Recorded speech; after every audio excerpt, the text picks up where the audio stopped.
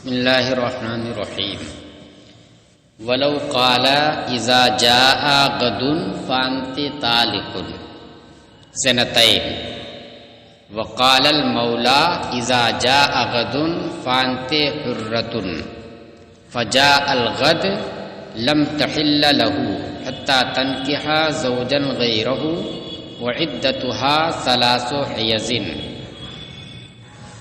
دیکھیے بیوی باندھی ہے کسی کی، مسئلہ اسی کا چل رہا ہے نا، اوپر بھی اسی کا مسئلہ تھا. تو کسی کی باندھی ہے بیوی تو وہ 2 ہی طلاق کا محل ہے، 3 کا محل ہے نہیں، 2 ہی میں حرمت غلیظہ ہو جائے گی. تو ایسی بیوی سے کیا کہا شوہر نے کہ اذا جاء غد فانت طالق سنتين، کہ جب کل آئندہ دن آ جائے گا تو تمہیں 2 طلاقیں ہیں، یعنی طلاق مغلظہ ہے. یہی نہ ہوا؟ ادھر شوہر نے یہ کہا اور ادھر آقا نے کیا کہا، اذا جاء غد فانت حرۃ، جب کل کا دن آ جائے گا تو پھر تم آزاد ہو. تو دیکھیے دونوں نے کیا کیا ہے، دونوں نے، شوہر نے اپنی طلاق کو اور ادھر آقا نے اپنی طرف سے آزادی کو کل کے آنے پر معلق کیا ہے، کل کے آنے پر معلق کیا ہے. تو دونوں ایک ساتھ اس سے متصل ہوں گے. جب آئندہ کل آئے گا تو آئندہ کل جب آئے گا تو یہ عتق بھی اس کے اوپر پڑے گی اس حالت میں کہ وہ باندھی ہے، کہ آزاد ہونے کے بعد پڑے گی. کل کا جب دن آئے گا تو یہ آزادی جو اس کے اوپر پڑے گی، واقع ہوگی، تو باندھی ہونے کی حالت میں پڑے گی یا آزاد ہونے کی حالت میں؟ باندھی ہونے کی حالت، جبھی نا اس کا فائدہ ہوگا. اور سیم اسی طریقے سے اس نے بھی کہا ہے کہ جب کل کا دن آئے گا تو تمہیں 2 طلاقیں ہیں. تو اس کی طلاق بھی جو 2 ہے وہ بھی کل آئندہ دن آنے کے وقت اس پر پڑے گی اس حال میں کہ وہ باندھی ہے. تو آزادی سے ہم سے بحث نہیں ہے، اصل ہم سے بحث کس سے ہے؟ طلاق سے ہے. تو طلاق دکھانا ہے کہ طلاق جو پڑے گی اس کے اوپر آئندہ کل آنے کے وقت تو وہ اس کے باندھی ہونے کی حالت میں پڑے گی. اور جب باندھی ہونے کی حالت میں 2 طلاقیں پڑ جائیں تو وہ مغلظہ ہو جاتی ہے. یہ نہیں مان سکتے کہ نہیں پہلے آزادی واقع ہوگی پھر اس کے بعد طلاق واقع ہوگی، ایسا نہیں ہے. اس لیے کہتے ہیں کہ اب یہ حرمت غلیظہ ہو گئی، لم تحل له حتى تنكح زوجا غیرہ، تو اس کے لیے حلال نہیں ہوگی جب تک کہ دوسرے شوہر سے نکاح نہ کرے. ہاں اب رہی عدت کی بات، تو کہہ رہے وعدتها 3 حیض، اور اس کی عدت 3 حیض ہوگی. حالانکہ جب باندھی ہونے کی حالت میں طلاق پڑی ہے، حرمت غلیظہ 2 ہی سے ہو گئی، تو عدت بھی 2 ہونی چاہیے. کہہ رہے نہیں، عدت اس کی کیا ہوگی؟ 3 حیض ہوگی. واضح، یہ تو بات بالکل واضح ہے، سمجھ میں آ رہی ہے نا؟ عدت 3 حیض ہو رہی، یہ تھوڑا سا ہے باری، اس میں تھوڑا سا ابہام ہے جس کو آگے بتائیں گے. کہہ رہے ھذا عند ابی حنیفہ و ابی یوسف، یہ امام اعظم اور امام ابو یوسف شیخین کے نزدیک ہے کہ 2 طلاق باندھی ہونے کی حالت میں پڑے گی اور مغلظہ ہو جائے گی. وقال محمد، اور امام محمد نے فرمایا ایک روایت کے مطابق، مطلق ان کا یہ مذہب نہیں ہے مگر ایک روایت ان سے یہ ہے اختلاف والی، زوجہا یملک الرجعۃ، کہ اس صورت میں اس کا شوہر رجعت کا مالک ہوگا. کیسے؟ جیسے اوپر والے مسئلے میں تھا. اوپر والے مسئلے میں کیا تھا کہ باندھی منکوحہ سے کہا انت طالق سنتین مع عتق مولا کے، تیرے آقا کے تجھے آزاد کرنے کے ساتھ ہے. تو وہاں پر مع کو بعد کے معنی میں لیا گیا کیونکہ اس کے اندر علت کا یہ شرط کا معنی پایا جا رہا تھا. تو اس وجہ سے آزادی پہلے ہوگی اور طلاق بعد میں ہوگی. اور طلاق بعد میں ہونے کا مطلب کیا ہوا؟ آزاد ہونے کے وقت ہوگی. تو 2 طلاق مغلظہ نہیں ہو رہی تھی، وہ رجعت کا مالک ہو رہا تھا. تو امام محمد کہتے ہیں کہ یہاں بھی ویسے ہی ہے کہ وہ رجعت کا مالک ہوگا، یعنی وہ محل 3 طلاق کا محل ہو گئی اور 2 ہی طلاق دی ہے اس نے، اس لیے 1 طلاق ابھی باقی ہے، طلاق رجعی ہوئی ہے۔ لأن الزوج، اب یہ دلیل ذرا سنیے گا، دلیل سنیے گا، پھر آپ سوچئے گا کہ یہ دلیل کہاں تک کتنی سٹیک واقع ہوتی ہے اور کتنا اس کے اندر سقم ہے اور کتنی اس کے اندر کمی ہے۔ کہہ رہے لأن الزوج قرن الایقاع باعتاق المولا، کہہ رہے دیکھیں اس لیے کہ شوہر نے ایقاع طلاق یعنی تطلیق اور طلاق، اعتاق اور عتق الگ الگ چیزیں ہیں نا بھائی، تطلیق یہ فعل ہے اور طلاق یہ اسی فعل کا اثر ہے، اعتاق یہ فعل ہے اور عتق یہ اسی کا اثر ہے یعنی انفعال ہے۔ تو کہہ رہے ہیں اس لیے کیونکہ شوہر نے ایقاع طلاق کو اعتاق مولا کے ساتھ ملا دیا ہے کہ جہاں اعتاق وہیں تطلیق، دونوں کو ملا دیا ہے۔ کیوں؟ کیسے آپ نے سمجھا ملا دیا ہے؟ حیث علقہ بالشرط الذی علق به المولا العتق، اس وجہ سے کہ شوہر نے اپنے ایقاع طلاق کو یعنی تطلیق کو اسی شرط پر معلق کیا ہے جس شرط پر آقا نے عتق کو معلق کیا ہے۔ حالانکہ آقا نے عتق کو معلق کیا ہے کہ اعتاق کو معلق کیا ہے۔ میری جانب سے تو آزاد ہے، یعنی میں آزاد کرتا ہوں کب؟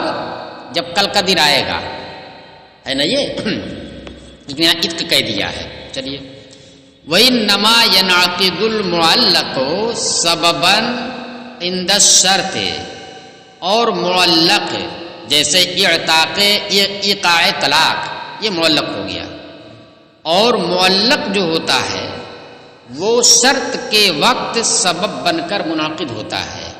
تطلیق یہ سبب ہے، کس کا سبب ہے؟ طلاق کا۔ تطلیق یہ فعل ہے، یہ سبب ہے، جب تطلیق پائی جائے گی تو طلاق پائی جائے گی۔ تو اب اگر تطلیق اپنے فعل کو معلق کر دیا ہو کس کے اوپر؟ کسی شرط کے اوپر، تو جب شرط پائی جائے گی اسی وقت یہ فعل جو ہے، یہ جو سبب ہے، اسی وقت سببیت کا کام کرے گا۔ وہ ابھی سے نہیں سببیت کا کام کر رہا ہے، آپ کی جانب صرف تکلم پایا گیا ہے، صرف جو ہے اس سبب کا تکلم پایا گیا ہے، لیکن وہ سبب کب ہوگا؟ جس شرط پر معلق کیا ہے وہ شرط جب آ جائے گی جبھی جا کر کے وہ سببیت کا کام کرے گا۔ جب سبب بنے گا تو پھر اس کے بعد مسبب پایا جائے گا، اس کے ساتھ ساتھ کیا ہے؟ مسبب پایا جائے گا، یعنی تطلیق کے ساتھ طلاق پائی جائے گی۔ تو اب بتائیے شرط کون ہے؟ یہاں شرط کسے قرار دیا ہے؟ مجیء غد کو، جب کل کا دن آ جائے گا تو تجھے طلاق ہے، تو شرط کسے قرار دیا ہے؟ مجیء غد کو۔ لیکن یہاں پر صاحب فتح القدیر کے کہنے کے مطابق یہ ہے کہ یہاں پر مصنف نے جو وضاحت کی ہے ان کی دلیل کی، امام محمد کی دلیل کی جو وضاحت کی ہے، تو اس میں شرط کس کو قرار دے دیا ہے؟ عتق کو قرار دے دیا ہے۔ کہہ رہے وَإِنَّمَا يَنْعَقِدُ الْمُعَلَّقُ سَبَبًا عِنْدَ الشَّرْطِ، اور معلق یعنی تطلیق، یہ معلق ہے، وہ سبب بن کر منعقد ہوگا شرط کے وقت، جس وقت شرط پائی جائے گی، ابھی صرف تکلم ہوا اس کا۔ وَالْعِتْقُ يُقَارِنُ الْإِعْتَاقِ، اور عتق یہ اعتاق سے ملا ہوا ہے۔ تو علامہ ابن حمام نے یہاں پر یہ کہا ہے کہ صاحب ہدایہ نے شرط کسے مان لیا ہے؟ عتق کو مان لیا ہے، لیکن مجھے یہ نہیں سمجھ میں آ رہا ہے کہ انہوں نے عتق کو شرط مانا ہو، کس بنیاد پر کہہ رہے ہیں، مجھے سمجھ میں نہیں آئی ان کی وہ بات۔ مجھے یہی سمجھ میں آ رہا ہے کہ مجیء غد ہی کو مانا یہاں پر۔ تو مان لیجیے مجیء غد ہی لیجیے، کہہ رہے وَالْعِتْقُ يُقَارِنُ الْإِعْتَاقِ، اور عتق یہ اعتاق سے ملا ہوا ہوگا، یعنی اعتاق سبب ہے، عتق اس کا مسبب ہے، یعنی اعتاق علت ہے، عتق معلول ہے اس کا، اور یہ دونوں مقترن ہوں گے، ایک ساتھ پائے جائیں گے۔ یہ کیا کہہ رہے ہیں؟ دونوں ایک ساتھ پائے جائیں گے۔ کیوں مجھ سے ملا ہوا ہے عتق؟ کہہ رہے لِأَنَّهُ عِلَّتُهُ، کیونکہ یہ یعنی اعتاق عتق کی علت ہے، اور عتق کی علت ہے تو علت اور معلول دونوں ایک ساتھ پائے جائیں گے، اس میں تقدیم و تاخیر نہیں ہے، اس میں اصل میں علماء کا اختلاف ہے کہ آیا علت اور معلول میں تقدیم و تاخیر ہوتی ہے کہ ایک پہلے ہو اور دوسرا بلا فصل بعد میں ہو اس سے متصل ہو کر کے، یا دونوں ایک ساتھ ہوتے ہیں؟ تو یہاں پر جو انہوں نے مانا ہے وہ دونوں ایک ساتھ مانا ہے۔ کیا مانا ہے؟ دونوں ایک ساتھ مانا۔ حالانکہ صحیح یہ ہے کہ دونوں ایک ساتھ نہیں ہوتے ہیں، دونوں ایک ساتھ نہیں ہوتے ہیں، علت پہلے ہوتی ہے اور اس کا جو معلول اسی سے متصل بعد میں ہوتا ہے۔ اچھا، یہ کیا کہہ رہے ہیں کہ نہیں، مقارن ہے، اتق جو ہے معلول وہ اپنی علت اعتاق اس کے مقارن ہے، ایک ساتھ ہے، چل رہا ہے۔ دلیل اس کی کیا دے رہے ہیں؟ کہہ رہے اس کی دلیل استطاعت مال فعل ہے۔ اس کی بحث پڑھی آپ لوگوں نے؟ استطاعت مال فعل کی بحث نہیں پڑھی ہے شرع قائد میں؟ کوئی کام آپ کرتے ہیں، پڑھیے نا، کوئی کام آپ کرتے ہیں تو یہ فعل ہو گیا، مگر وہ فعل اس وقت تک نہیں واقع ہوگا جب تک کہ استطاعت نہ ہو۔ استطاعت اگر نہیں ہے تو فعل نہیں واقع ہوگا۔ تو استطاعت یہ ہو گئی علت، قدرت یہ ہو گئی علت، اور فعل اس قدرت سے جو واقع ہوگا وہ ہو گیا معلول۔ تو اب یہاں پر یہ معاملہ ہے کہ استطاعت جو ہوتی ہے یہ فعل کے ساتھ ہوتی ہے اگرچہ علت معلوم ہے۔ استطاعت فعل کے ساتھ ہوا کرتی ہے، فعل سے پہلے نہیں ہوگی، اور بعد میں وہ فعل بعد میں ہو اور استطاعت پہلے ہو، ایسا نہیں ہوگا۔ کیونکہ اگر استطاعت پہلے ہو، قدرت پہلے ہو اور فعل بعد میں ہو تو مانا جائے گا کہ فعل بغیر قدرت کے ہے۔ فعل کیا ہے؟ بغیر قدرت کے، قدرت الگ ہے اور فعل کیا اس کا، اس کے بعد آ رہا الگ ہے۔ تو اس لیے وہاں پر کیا مانا گیا کہ استطاعت فعل کے ساتھ ہے، آپ کام کرتے رہتے ہیں اسی کے ساتھ استطاعت جڑی رہتی ہے۔ ایسا نہیں کہ استطاعت ہے اور کام جو ہے بعد میں ہو، نہیں، استطاعت کے کام کے ساتھ ساتھ استطاعت آپ کی قوت جو ہے اور جو قدرت ہے وہ اسی کے ساتھ لگی رہتی ہے۔ چلیے، جس سے فعل واقع ہوتا رہتا ہے، تو وہی کہہ رہے ہیں کہ جیسے استطاعت مال فعل ہے کہ استطاعت جو علت ہے، فعل جو معلول ہے، ان دونوں کا اقتران ہوتا ہے، تو اسی طریقے سے یہاں پر بھی اعتاق علت اور اتق معلول دونوں کا اقتران ہے، دونوں کیا ہے؟ ایک ساتھ ہیں۔ تو اب جب دونوں ایک ساتھ ہیں تو کل کا دن جب آئے گا تو اس وقت کیا ہوگا؟ اس وقت یہ ہوگا کہ اعتاق پایا جائے گا، اور اعتاق کے ساتھ ہی اتق بھی پایا جائے گا، اعتاق کے ساتھ ہی اتق بھی پایا جائے گا۔ تو جب اعتاق کے ساتھ اتق بھی پایا جائے گا تو ادھر تطلیق اور طلاق ہے، تطلیق اور طلاق ہے۔ تو ظاہر کے اعتبار سے کیا ہوا؟ صحیح ہے کہ جب یہاں پر آپ ایک ساتھ مان رہے ہیں تو وہاں پر بھی ایک ساتھ ہوگا، ہماری دلیل یہی ہے۔ لیکن یہاں پر کیا ہے؟ تطلیق اور طلاق کو ایک ساتھ نہیں مان رہے ہیں، تطلیق اور طلاق کو ایک ساتھ نہیں مان رہے ہیں، اس کو الگ الگ مان رہے ہیں۔ تو اب کیا ہوگا کہ اعتاق اور اتق یعنی اس کا آزاد ہونا پایا گیا، تو جس وقت آزاد ہونا اعتاق کے ساتھ پایا جائے گا تو اس کے اوپر کیا پایا جائے گا؟ اس سے اتصال کس کا ہوگا؟ تطلیق کا ہوگا، اور طلاق کا اتصال اس سے نہیں، طلاق اس کے بعد ہوگی، طلاق جو ہے اس کے بعد ہوگی۔ کب ہوگی؟ جب وہ آزاد ہو چکے گی۔ بات سمجھائی بھائی؟ تطلیق اور طلاق ان دونوں کو ایسے کیجیے، ملائیے نہیں، اور ادھر اعتاق اور اتق ان دونوں کو ملا دیجیے، ٹھیک ہے؟ دونوں کو معلق کس کے اوپر کیا گیا ہے؟ کل کے آنے پر۔ اب جب کل کا دن آئے گا تو اعتاق اور اتق دونوں ایک ساتھ، اعتاق اور اتق دونوں ایک ساتھ، تو اعتاق اور اتق دونوں ایک ساتھ پائے جائیں گے تو اس سے اتصال ہوگا کس کا؟ تطلیق کا۔ تطلیق کے بعد طلاق ہوگی، تو طلاق کا وقوع جو ہو رہا ہے وہ کب ہو رہا ہے؟ اتق کے بعد ہو رہا ہے، اتق کے متصل ہو کر کے اس کے بعد ہو رہا ہے، اور اتق جب ہو گیا تو آزاد ہو گئی، اور اب جب آزاد ہو گئی تو 3 طلاق کا مال ہو گئی، اور 2 ہی طلاق اس نے دی ہے، لہذا وہ رجعت کا مالک ہوگا۔ ہماری جانب سے سوال کیا ہوگا؟ سوال یہ ہوگا کہ یہ ناانصافی کیوں کی گئی؟ بھائی اعتاق اور اتق میں اگر علت معلول کا رشتہ ہے تو تطلیق اور طلاق میں بھی تو وہی رشتہ ہے، کیوں آپ نے جو ہے یہاں پر ایسا کیا ہے؟ تو وہ چیز یہاں پر نہیں بتائی گئی ہے کہ ایسا کیوں کیا ہے، امام محمد نے اپنی دلیل کے اندر ایسا کیوں واقع ہوا ہے وہ یہاں پر نہیں واضح کیا گیا ہے. اس لیے علامہ ابن حمام نے جو صحیح توجیہ اس کی ہے امام محمد کی دلیل کی، وہ اپنے طور سے وہاں پر انہوں نے کی ہے. وہ یہ کی ہے کہ دیکھیے یہاں یہ ناانصافی نہیں ہے کہ ایک کو جوڑ دیا اور ایک کو الگ الگ کر دیا. کچھ وجہیں ہیں جن کی وجہ سے یہاں پر جوڑا گیا ہے اور یہاں پر دونوں کو الگ الگ کیا گیا ہے. اصل یہی ہے کہ علت جو ہوتی ہے معلول سے متصل ہوتی ہے، مگر معلول علت سے متصل ہو کر بعد میں پایا جاتا ہے. اصل کیا ہے؟ اصل یہی ہے کہ علت اور معلول، جمہور علماء کا موقف یہی ہے کہ علت اور معلول دونوں میں تعقیب ہوا کرتی ہے، ایک کی تقدیم دوسری کی تاخیر.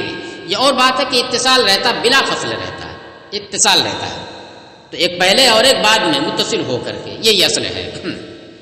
لیکن یہاں پر معاملہ یہ ہے کہ تطلیق اور طلاق میں ہم نے اس کو یہی مانا کہ ایک پہلے اور ایک بعد میں ہے، اور اعتاق اور عتق میں ہم نے پہلے نہیں مانا، دونوں کو ایک ساتھ مانا. عتق اور اعتاق دونوں ایک ساتھ جا رہے. وجہ اس کی کیا ہے؟ وجہ یہ ہے کہ آزاد کرنا کسی غلام کو یہ کیا ہے؟ یہ مندوب ہے، مستحب ہے، اور طلاق دینا محظور ہے، ممنوع ہے نا. تو طلاق دینا یہ ممنوع ہے، لیکن پھر بھی اگر طلاق دیتا تو واقع ہو جائے گی. تو جب طلاق دینا ممنوع ہے تو وہاں پر جلد بازی نہیں دکھائی جائے گی. وہاں پر بہتر ہی ہے کہ تقدیم و تاخیر مانی جائے، تطلیق پہلے اور طلاق اس کے بعد تھوڑا تاخیر ہی سے ہو. اور یہ چونکہ مندوب ہے، مستحب ہے، تو اس وجہ سے دونوں ایک ساتھ رہیں گے، تقدیم و تاخیر اس میں نہیں ہوگی. اس کی نظیر پیش کرتے ہیں کہ دیکھیے ایک ہے بیع صحیح اور ایک ہے بیع فاسد. تو بیع صحیح ہے اور بیع فاسد غلط ہے. بیع سے ہوتا کیا ہے؟ مبی کے اوپر مشتری کی ملکیت ثابت ہو جاتی ہے. تو اگر بیع صحیح طور پر بیع ہوئی ہے تو ایجاب و قبول کے ہوتے ہی چاہے مشتری مبی پر قبضہ کرے یا نہ کرے، اس مبی کے اندر مشتری کی ملکیت ثابت ہو جاتی ہے. ٹھیک ہے؟ تقدیم و تاخیر وہاں پر نہیں کہ بعد میں نہیں اتنا اور کام کرے تب جا کر کے ہوگی. اس کے برخلاف جو بیع فاسد ہے، تو بیع فاسد کے طور پر اگر بیع ہوئی ہے تو جب تک قبضہ نہ کر لے مبی کے اوپر، اس کی ملکیت اس میں ثابت نہیں ہوتی ہے. کیوں نہیں ثابت ہوتی ہے؟ کیونکہ یہ تو ممنوع ہے. بیع فاسد ممنوع ہے، اس لیے وہاں پر تیزی نہیں دکھائی جائے گی. کیونکہ ممنوع ہے تو حکم یہی اس کو ختم کیا جائے، اس کو کیا ہے؟ ختم کر دیا جائے. لیکن اس نے جب قبضہ کر لیا تو اب ملکیت ثابت ہو جائے گی. تو اسی طریقے سے یہاں پر بھی ہے کہ آزاد کرنا یہ مندوب ہے، شرع کو مطلوب ہے، لہذا وہاں پر اعتاق اور عتق دونوں ایک ساتھ رہیں گے، جلدی ہوگی اس میں. اور طلاق کیا ہے؟ یہ محظور ہے، لہذا وہاں پر تطلیق اور طلاق دونوں کو ایک ساتھ نہیں کریں گے، بلکہ متصل تو رہے گا مگر تقدیم و تاخیر کے ساتھ رہے گا. یہ اصل ہے امام محمد کی دلیل. لیکن یہاں پر جو بیان کیا گیا ہے اس میں اس کی جانب اشارہ نہیں کیا گیا ہے، جس سے یہ سوال پیدا ہوتا ہے کہ آخر یہ ناانصافی کیوں کی گئی.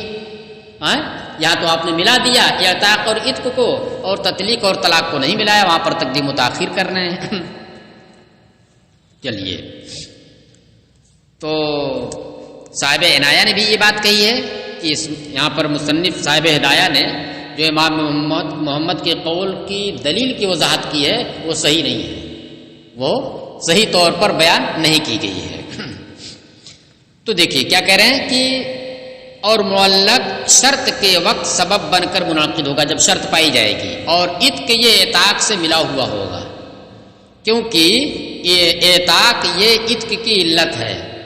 تو عتق کی علت ہے تو کیا مطلب ملا رہے گا؟ وہ کہاں ملا رہے گا؟ دلیل اس کی کیا ہے؟ استطاعت مال فعل، کہ استطاعت یہ علت ہوتی ہے فعل کے صادر ہونے کی، اور وہاں پر یہی کہا جاتا ہے کہ استطاعت اور فعل دونوں متصل ہوتے ہیں، آپ کام کرتے رہتے ہیں، اسی کے ساتھ استطاعت بھی لگی رہتی ہے. فَيَكُونُ التَّطْلِيقُ مُقَارِنًا لِلْعِتْقِ ضَرُورَةً. تو اب آپ کی تطلیق، طلاق نہیں، آپ کی تطلیق جس کو آپ نے مقترن کیا تھا کس سے؟ آقا کے اعتاق سے، لیکن آقا کے اعتاق کے ساتھ عتق ملا ہوا ہے بغیر تقدیم و تاخیر کے، تو تو گویا کیا ہوا کہ آپ کی تطلیق یہ ملی کس سے؟ عتق سے، عتق سے آپ کی تطلیق ملی ضرورتاً، بدیہی طور پر کہ جب یہ دونوں مل گئے تو اس سے ملنا ہوا۔ فَتَطْلُقُ بَعْدَ الْعِتْقِ، لہذا مطلقہ ہوگی وہ عتق کے بعد متصل ہو کر کے۔ فَصَارَ كَالْمَسْأَلَةِ الْأُولَىٰ، تو یہ مسئلہ پہلے والے مسئلے کی طرح سے ہو گیا، پہلے والے مسئلے کی طرح سے ہو گیا کہ وہاں پر بھی کیا طلاق واقع ہو رہی ہے، کب؟ عتق کے بعد واقع ہو رہی ہے۔ اسی طریقے سے یہاں پر بھی طلاق واقع، کیونکہ عتق سے اتصال تطلیق کا ہو رہا ہے جو علت ہے، اور علت کے بعد کیا ہوگا؟ معلول ہوگا، تو عتق کے بعد معلول یعنی طلاق پائی جائے گی، یعنی آزاد ہونے کے وقت۔ وَلِهَذَا يُقَدَّرُ عِدَّتُهَا بِثَلَاثِ حَيَضٍ۔ اب ایک اس مسئلے سے جو ہے عدت والا مسئلہ ہے اس سے اپنے موقف کی تائید پیش کر رہے ہیں۔ یہی وجہ ہے، کیا ہے؟ یہی وجہ ہے کہ طلاق جو واقع ہو رہی ہے وہ عتق کے بعد واقع ہو رہی ہے، آزاد ہونے کی حالت میں ہو رہی ہے۔ یہی وجہ ہے کہ اس کی عدت 3 حیض سے مقرر کی جا رہی ہے، کیونکہ اگر آزاد ہونے سے پہلے باندھی ہونے کی حالت میں طلاق واقع ہوئی ہوتی تو پھر 3 حیض نہیں ہوتی، بلکہ اس کی عدت 2 ہی حیض ہوتی۔ جیسے 2 طلاق ہے اسی طریقے سے عدت میں بھی کمی ہے، 2 حیض ہے نا جی۔ وَلَهُمَا أَنَّهُ أَلَّقَ الطَّلَاقَ بِمَا أَلَّقَ بِهِ الْمَوْلَى الْعِتْقِ، اور شیخین کی دلیل یہ ہے، شیخین کی دلیل بالکل واضح ہے۔ شیخین کی دلیل یہ ہے کہ شوہر نے طلاق کو اسی چیز کے اوپر معلق کیا ہے جس پر آقا نے عتق کو معلق کیا ہے، طلاق اور ادھر عتق، تطلیق اور اعتاق۔ ثم العتق یصادفها وہی امت، پھر آزادی یہ اس کے ساتھ متصل ہوگی، اس کے اوپر پڑے گی اس حال میں کہ وہ باندھی ہے۔ فقضت طلاق، تو اسی طریقے سے طلاق بھی جب اس کا اتصال اس کی عتق کے ساتھ ہے طلاق کا، تو طلاق بھی کب پڑے گی؟ اسی عتق کے باندھی ہونے کی حالت میں ہی پڑے گی۔ وَالطَّلَقَتَانِ تُحَرِّمَانِ الْأَمَةَ حُرْمَةً غَلِيظَةً، اور 2 طلاقیں یہ باندھی کو حرام کر دیتی ہیں حرمت غلیظہ کے طور پر۔ بخلاف المسألۃ الاولیٰ، برخلاف پہلے والے مسئلے کے، پہلے والے مسئلے کو نظیر نہیں بنا سکتے، کیوں کہ لأنه علق التطلیق باعتاق المولا، کیونکہ وہاں پر تطلیق کو مولا کے آزاد کرنے پر معلق کیا ہے۔ مولا کی آزادی کو جو معا کے بعد تھی، معا عتق مولا کے، اس کے اندر ہم نے دیکھا کہ شرط کا معنی پایا جاتا ہے، اس کے اندر شرط کا معنی پایا جاتا ہے، کیونکہ بولنے کے وقت وہ چیز واقع نہیں ہے اور خطر پر بھی ہے، پائی بھی جا سکتی ہے، نہیں بھی پائی جا سکتی ہے، اور شرط کا ہی معنی ہے۔ شرط کے اوپر اس نے طلاق کو معلق کیا ہے، تو شرط پہلے پائی جائے گی اور مشروط بعد میں پایا جائے گا۔ تو اس کا مطلب وہاں پر کیا ہے کہ آقا کی جانب سے آزادی اگر ہوئی تو وہ پہلے ہوگی، پھر اس کے اوپر معلق ہوگی کون سی؟ آپ کی طلاق۔ تو معلق جب ہو رہی تو پائی جا رہی ہے کب؟ جب کہ وہ آزاد ہو چکی ہے۔ اور یہاں پر ایسا نہیں ہے، یہاں پر اس نے طلاق کو آقا کی جانب سے آزادی کے ساتھ ملا دیا ہے، تو جہاں آزادی ملے گی وہیں پر طلاق بھی ملے گی۔ تو آزادی اگر باندھی سے مل رہی ہے تو طلاق بھی باندھی ہی سے مل رہی ہے نہ کہ آزاد ہونے کے بعد۔ لأنه علق التطلیق باعتاق المولا، کیونکہ اس نے تطلیق کو پہلے والے مسئلے میں آقا کے اعتاق پر معلق کیا ہے۔ فیقع الطلاق بعد العتق علی ما قررناه، تو طلاق جو تطلیق کا معلول ہے عتق کے بعد ہوگی جو عتق اعتاق کا معلول ہے۔ دونوں ایک ساتھ، تو یہ دونوں ایک ساتھ، فعل دونوں ایک ساتھ، تو انفعال بھی دونوں ایک ساتھ ہوں گے علی ما قررناه، اس بنیاد پر جو ہم نے ثابت کر دیا ہے پیچھے۔ بخلاف اب عدت والا مسئلہ رہ گیا، تو پھر عدت کیوں 3 حیض ہو رہی ہے؟ 2 حیض ہونی چاہیے۔ پھر برخلاف عدت کے لأنه یؤخذ فیہا بالاحتیاط، کیونکہ اس کے بارے میں احتیاط پر عمل کیا جا رہا ہے۔ وَكَذَا الْحُرْمَةُ الْغَلِيظَةُ يُؤْخَذُ فِيهَا بِالْاحْتِيَاطِ، اسی طریقے سے حرمت غلیظہ کے بارے میں بھی احتیاط پر عمل کیا جاتا ہے۔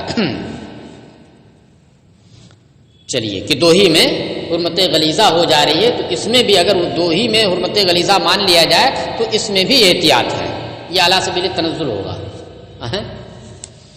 کہ ولا وجہ الی ما قال، اور جو امام محمد نے کہا ہے، بلکہ کہا ہے نہ کہا جائے بلکہ یہ کہا جائے کہ اور امام محمد کے قول کی جو دلیل یہاں پر دی گئی ہے تو اس کی کوئی صورت نہیں یہاں پر ہے. کیوں کہ لأن العتق لو کان یقارن الاعتاق، اس لیے کہ اگر عتق یہ اعتاق سے ملتا ہے، اس سے متصل ہوتا ہے اس بنیاد پر کہ وہ اس کی علت ہے، اعتاق عتق کی علت ہے، فالطلاق یقارن التطلیق، تو طلاق بھی تطلیق کے مقارن ہوگا، لأنه علت ہو، کیونکہ تطلیق طلاق کی علت ہے. تو ادھر اقتران تو ادھر بھی اقتران، دونوں کی یکساں صورت ہے.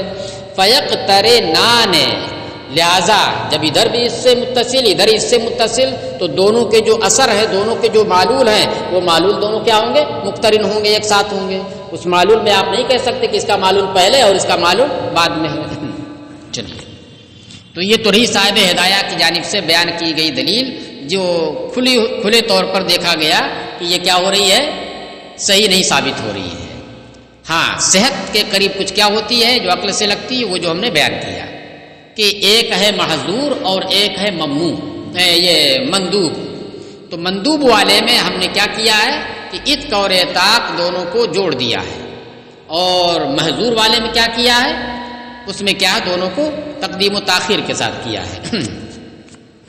چلیے، فصل فی تشبیہ الطلاق و وصفہ، یہ فصل ہے طلاق کو تشبیہ دینے میں اور اس کی صفت بیان کرنے میں.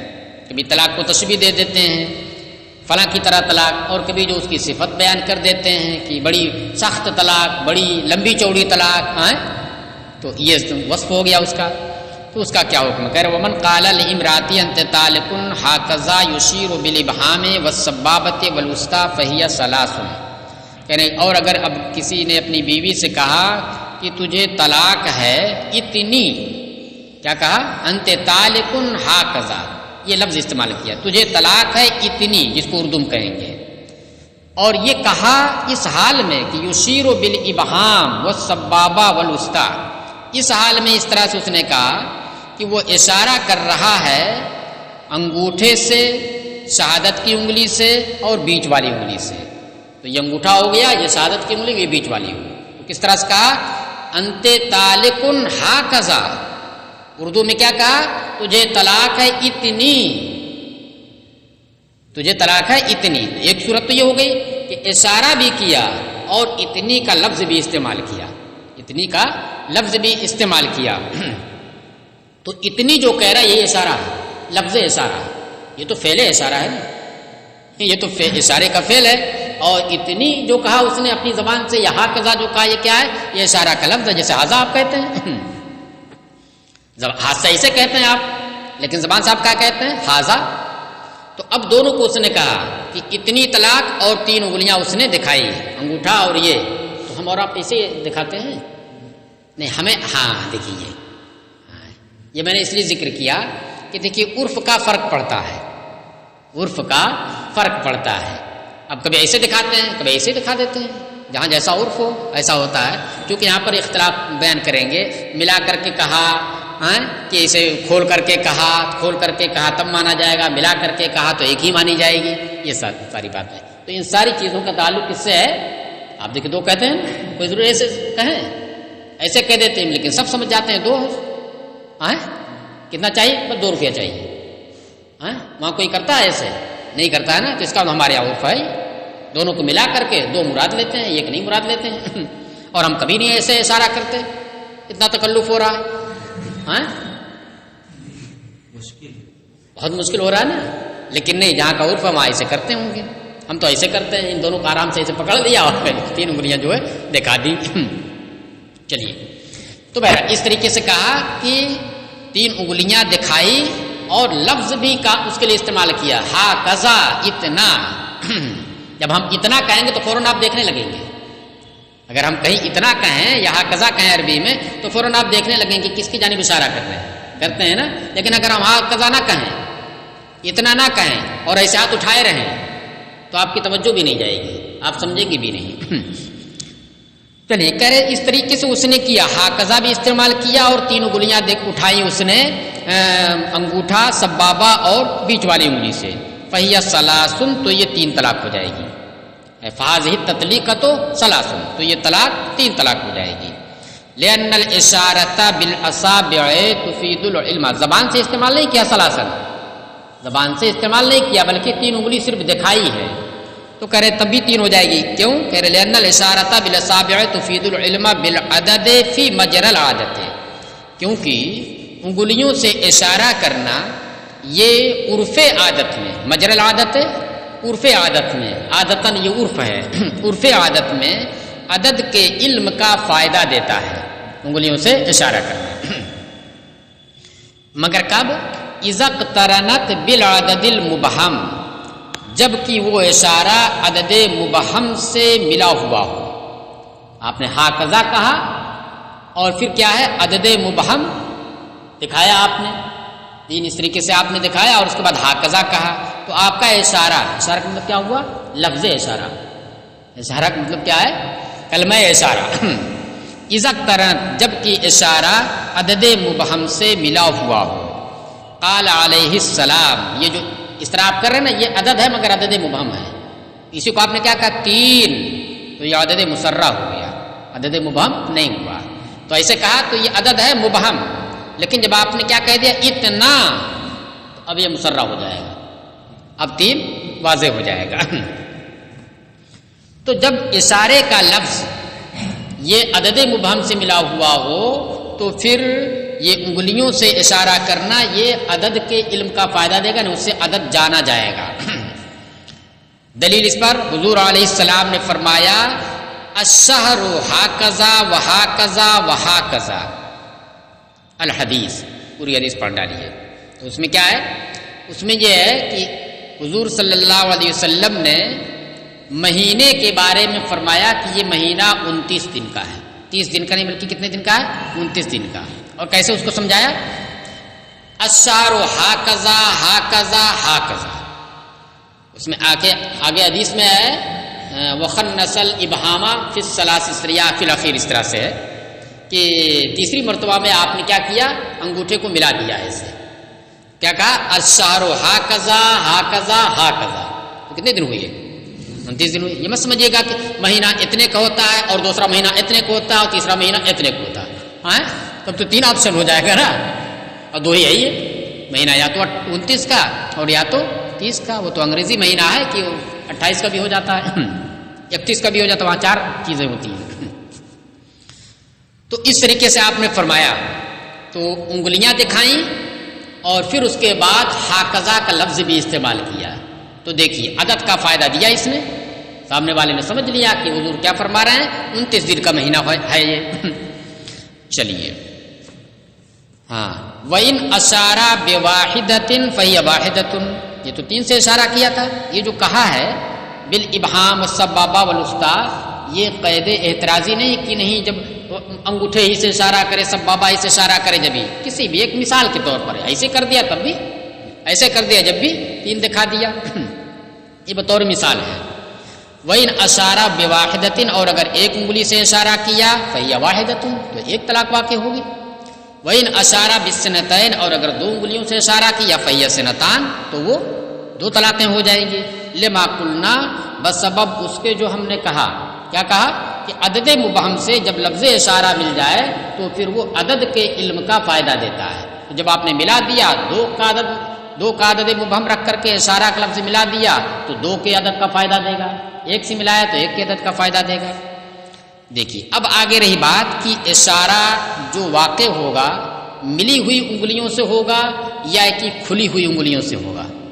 ایک تو ایسے آپ ملا کر کے کہیے اور ایک ایسے آپ کھول کر کے کہیے. تو کھول کر کے کرنے میں تو کوئی اختلاف نہیں ہے.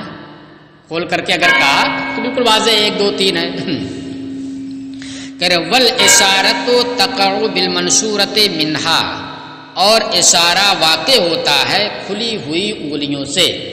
منہا میں آزمی فرض الاصابع ہے، انگلیوں میں سے جو کھلی ہوئی انگلیاں ہیں ان سے اشارہ واقع ہوتا ہے. وقیلا، یہ عرف کے اوپر ہے اس کا مدار. وقیلا اذا اشارہ بظہورھا فبالمضمومۃ منہا، اور کہا گیا کہ جب وہ انگلیوں کی پشت سے اشارہ کرے تو پھر بند انگلیوں سے اشارہ واقع ہوگا. پشت سے اشارہ کرنے کا مطلب کیا ہوا کہ اس کا جو باطن کا حصہ وہ اپنی جانب کرے اور بیوی کی جانب جس کو مخاطب کر کے کہہ رہا ہے وہ اس کی جانب پشت کرے، کرے کہ اگر پشت اس کی جانب کیا ہے تو پھر بند انگلیوں سے اشارہ ہوگا، اور اگر ایسا کیا تو کھلی ہوئی ہونا چاہیے۔ ایسا لگتا ہے کہ جب اس کی پشت ادھر کرتے ہیں تو بند ہو جاتی ہیں انگلیاں، اور جب ایسے کرتے تو دیکھیے تھوڑا سا یہاں گھماؤ ہوتا ہے تو یہ خود بخود مطلب کچھ وہ ہوتا ہے، اب اس میں ملانے میں تکلف ہوتا ہے اور ایسے ملانے میں تکلف کم ہوتا ہے، کیونکہ ایسے گھومنے سے یہ نس جو ہوتی ہے یہ تھوڑا سا اس میں تناؤ آتا ہے۔ چلیے، تو جب پشت دکھائے گا تو ملی ہوئی رہے گی، لہذا ملی ہوئی انگلیوں سے اشارہ واقع ہو جائے گا۔ وَإِذَا كَانَ تَقَعُ الْإِشَارَةُ بِالْمَنْشُورَةِ مِنْهَا، اور جب اشارہ کھلی ہوئی انگلیوں سے واقع ہو، فَلَوْ نَوَى الْإِشَارَةَ بِالْمَضْمُومَتَيْنِ، مطلب اس طریقے سے اشارہ کر رہا تو کھلی ہوئی انگلیوں سے اشارہ ہوگا۔ اب اس نے اس طریقے سے کر کے دو بند انگلیوں سے اشارہ کیا، کیا کیا؟ دو بند انگلیوں سے اشارہ کیا، اور اس نے کیا کیا؟